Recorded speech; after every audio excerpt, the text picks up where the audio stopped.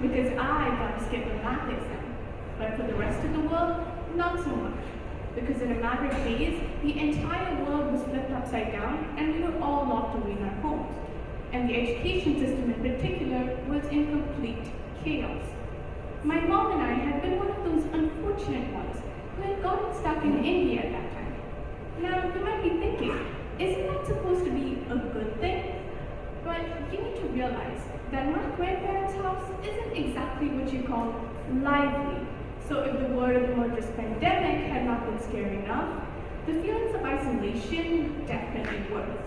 By April, over 1.2 billion students like I were outside of our classrooms, but how are we supposed to learn anything without the presence of our teachers? Well, there was only one solution, and that was to go online.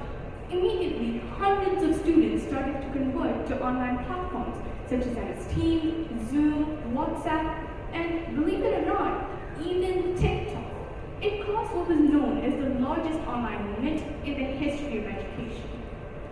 Well, other than teachers becoming TikTok stars, there are many other pros and cons to online learning. Like it makes learning much more fun and engaging. It not only saves time and money, but it also makes lessons much more accessible. For many, this meant the end of a very long vacation, but oddly enough, to me, it seemed like a beacon of hope. It makes you think that maybe going online isn't such a bad idea after all. Alright, I want you to take a second and compare a car from the 1920s to one in the present day. You'll notice that they look nothing alike. But if you were to compare a classroom from the 1920s to one in the present day, they look almost identical. Well, that was until the pandemic, of course. Humans have remained a dominant species on this planet by learning to evolve to change, and more often than not, building back better. So think about it, an engaging yet efficient environment where hundreds of students can come together to work hand in hand with each other and the technology that leads their generation.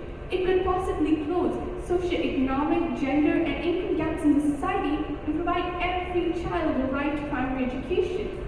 A new system that makes quality education accessible to all. It sounds incredible, doesn't it? Now, critics of the system may argue that with hundreds of students attending the same lessons, individual attention given to each student might be reduced.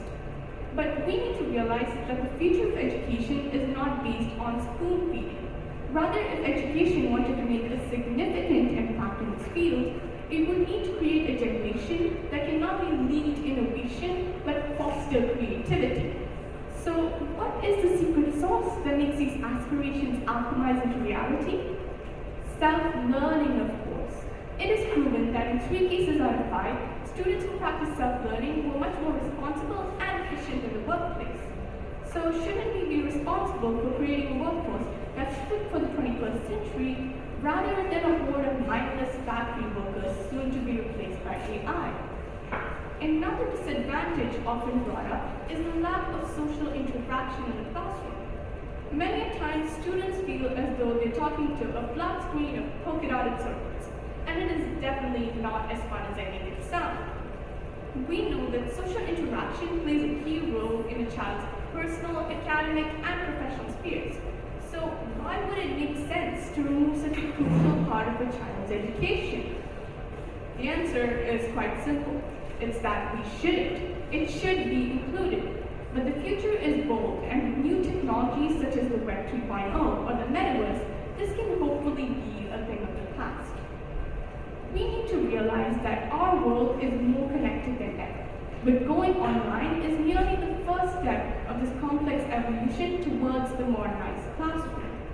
A transition to a classroom of the future, which may in fact not be a room at all.